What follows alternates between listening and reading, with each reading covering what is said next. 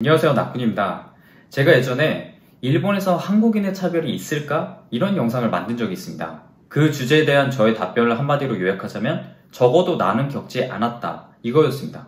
그런데 이게 물론 제가 일본에서 살면서 꼭 한국인만이 아니라 외국인에 대한 차별과 악의를 느낀 적이 없다는 의미가 아닙니다. 저는 그저 전 세계 어디에 가더라도 이상한 사람들은 있고 그 이상한 사람들이 나를 공격하고 싫어해도 되는 핑곗거리에 우연히 내가 외국인이란 요소가 하나 더 더해졌을 뿐이라고 생각하는 거고요. 그렇기 때문에 차별을 겪지 않았다라는 표현을 썼을 뿐입니다. 저는 남는 게 없는 싸움을 좋아하지 않습니다. 외국 생활을 하다 보면 어쩔 수 없이 차별이라는 문제에 민감하게 반응하게 되고 실제로 또 그런 문제들에 직면하게 됩니다. 심지어 같은 아시아 문화권에 속하는 외국에서 살고 있어도 일상 속에서 차별을 겪었다는 이야기는 심심치 않게 듣습니다. 내가 외국인이라는 정체성을 가지고 외국에서 생활을 하는 한 완벽하게 해결할 수는 없는 문제이고 아예 노골적으로 악의를 표현하는 사람을 만나게 되거나 혹은 서로를 잘 모르기 때문에 발생하는 의도치 않은 무례함 때문에 불쾌한 경험을 할 때도 있습니다. 그럴 때 가끔은 이를 드러내고 싸워야 하는 순간이 있다는 건 분명하지만 최선의 방법이 아니라는 것 또한 분명합니다.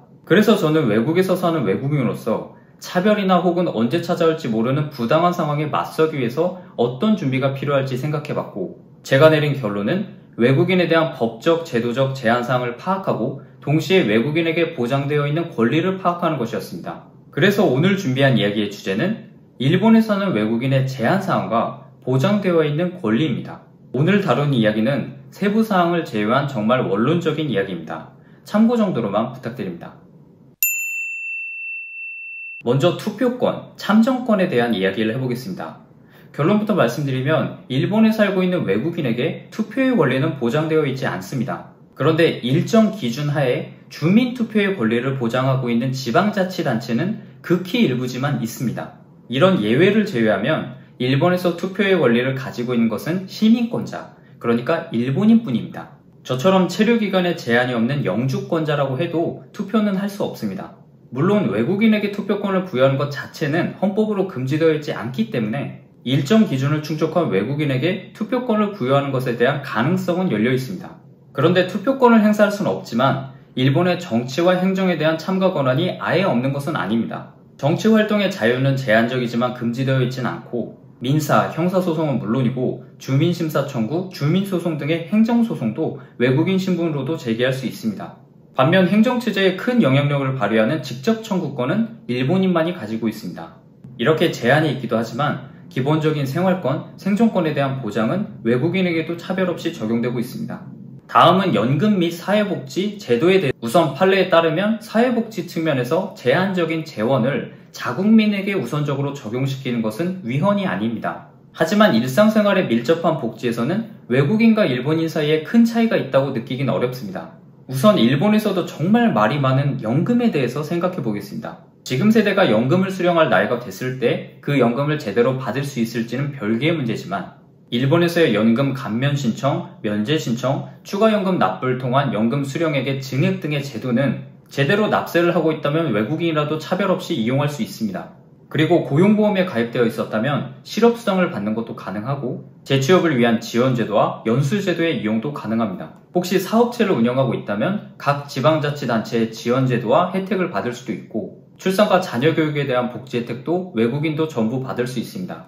다만 모든 건 스스로 찾아서 신청을 해야 되기 때문에 접근성이 뛰어나진 않습니다. 이건 외국인에게만 그런 건 아니고요. 일본의 행정체제가 원래 굉장히 복잡합니다. 다음은 신용에 대해서입니다. 신용에 대해서는 외국인은 아무래도 불리할 수밖에 없습니다. 우선 월세집을 빌릴 때만 해도 다른 조건에 아무 문제가 없어도 외국인이란 이유만으로 집주인이 거부를 할 수도 있는 거고요. 핸드폰을 계약할 때도 체류기간이 짧은 비자를 가지고 있다면 기기값을 일시불로 지불해야 되는 경우도 있습니다. 그리고 신용카드에 대해서는 약간 운이 필요한데 어떤 분은 3년 비자를 가지고 신청했는데 되고 어떤 분은 5년 비자를 가지고 신청했는데 안 되고 참고로 제가 후자의 경우인데 그 이유를 아직도 모르겠습니다. 이거는 회사별로 좀 차이가 있는 것 같아요. 그런데 반면에 주식계좌를 만드는 건 비교적 간단했습니다. 그리고 대출에 관해서는 영주권 이외의 비자를 가지고 있는 분들도 받을 수는 있지만 이용할 수 있는 금융기관이 굉장히 제한적이고 심사 과정이 일본인에 비해서 훨씬 까다롭습니다. 그리고 금리도 높아지기 때문에 많은 액수를 빌리는 건 좀 힘들고요. 그런데 거의 모든 신용 문제는 영주권을 받으면 해결되긴 합니다. 그런데 이건 좀 안 좋은 이야기이긴 한데 그 일본에 취업을 하러 와서 월세 밀리고 공과금 밀리고 핸드폰 요금 밀리고 심지어는 퇴사 처리도 안 하고 그대로 귀국을 해버린 외국인들이 좀 있어요.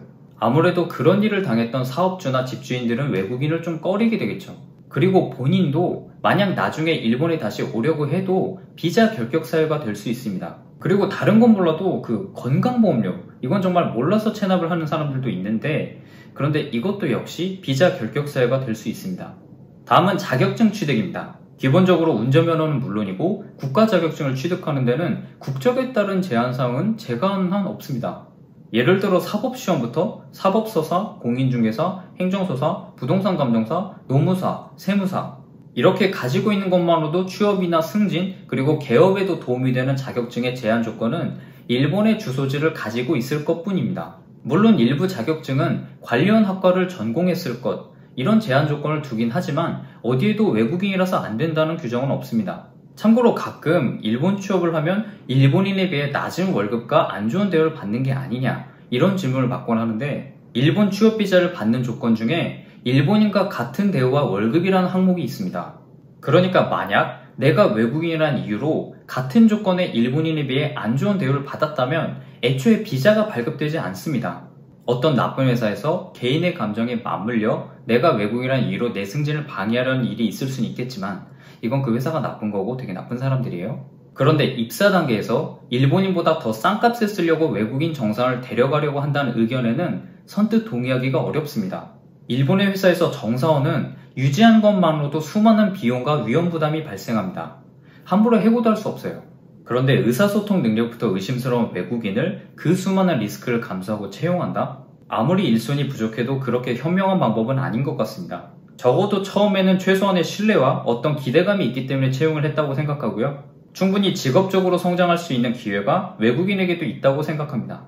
마지막은 이동의 자유입니다. 일본 헌법에 포함된 이동의 자유는 외국인에게도 보장되지만 중요한 제한사항이 있습니다. 쉽게 설명하자면 일본 국내에서 거주지를 바꾸는 것은 일본인도 외국인도 구별 없이 자유롭게 가능하지만 외국으로의 일시적 여행의 자유는 외국인에게는 보장되어 있지 않습니다. 그러니까 외국인에게는 출국의 자유, 즉 귀국을 하거나 다른 외국으로 출국을 할 자유는 보장되어 있지만 재입국을 할 수 있는 권리는 보장되어 있지 않습니다. 외국인의 체류에 대한 내용은 일본 법무성, 법무대신의 재량권에 속하고 외국인의 정치운동, 일본 내 치안과 질서 유지에 문제를 야기한 요소가 있다고 판단할 시 재입국을 거부하거나 비자갱신에 불이익을 주는 것은 얼마든지 가능합니다. 그런데 이 법무대신의 재량권이 너무 광범위해서 비자 때문에 억울한 일을 겪었다는 이야기도 심심치 않게 듣습니다. 비자 발급에 대해서는 심사 기준이 정해져 있긴 하지만 일단 신청을 하고 나면 어떤 식으로 진행되고 있는지 알 수 있는 방법이 없고 비자라는 게 절대적인 기준을 가지고 기계적으로 처리하는 게 아니라 이렇게 사람의 감정과 의견이 들어가다 보니까 불확실한 요소가 있는 것 같습니다. 그리고 여담이지만 일본에 거주하는 모든 외국인들은 어디에 가더라도 꼭 재료카드를 휴대해야 한다는 의무가 있습니다. 영주권자도 예외가 없으니까 어떻게 보면 가장 제한받는 권리가 이 이동권일지도 모르겠습니다. 지구상의 어느 국가라도 자국민을 최우선으로 생각하는 건 당연할 테고 외국에서 살고 있는 외국인인 저 같은 사람들은 아무래도 행사할 수 있는 권리에 제한이 있을 수밖에 없습니다. 물론 외국인이라도 합법적인 비자를 가지고 제대로 세금을 내고 불법적인 사건과 사고를 일으키지 않는다면 일상 속에서 피부로 느끼는 권리의 차이는 사실 없습니다. 그리고 보장되어 있는 권리도 많이 있기 때문에 평소부터 제대로 이해하고 준비해둔다면 일본 생활 중에 혹시 부당하고 억울한 상황에 놓였을 때 조금이라도 도움이 될 거라고 생각합니다. 본인이 겪었던 일본에서의 차별에 대한 이야기를 하는 분들을 볼 때마다 솔직히 공감은 많이 됐습니다. 저도 비슷한 일들을 많이 봤고 또 직접 겪었어요. 영상 초반에 했던 말을 한 번 더 강조하자면 제가 일본에서 차별을 겪지 않았다 이렇게 표현을 하는 이유는 정말 그런 일이 없다고 믿는 게 아니라 나를 차별을 하든지 말든지 상관이 없었기 때문입니다. 가끔은 좀 해줬으면 좋겠어요. 차별을 하는 사람에는 두 종류가 있다고 생각합니다. 첫 번째는 이게 잘못된 행동인지 모르는 사람 혹은 그 판단이 안 되는 사람. 대부분의 사람들이 살면서 한 번쯤은 여기에 속하게 된다고 생각해요. 저도 그랬고요. 그러니까 너그럽게 용서해 줍시다. 문제는 두 번째, 내가 정말 만만한 사람.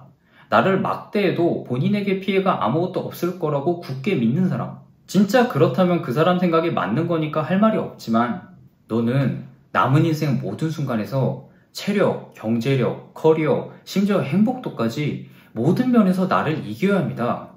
단 하나라도, 단 한순간이라도 나한테 지는 순간 그 삶이 비참해질 거고요. 그래서 내가 노력하는 모든 순간이 너한테는 저주가 될 겁니다.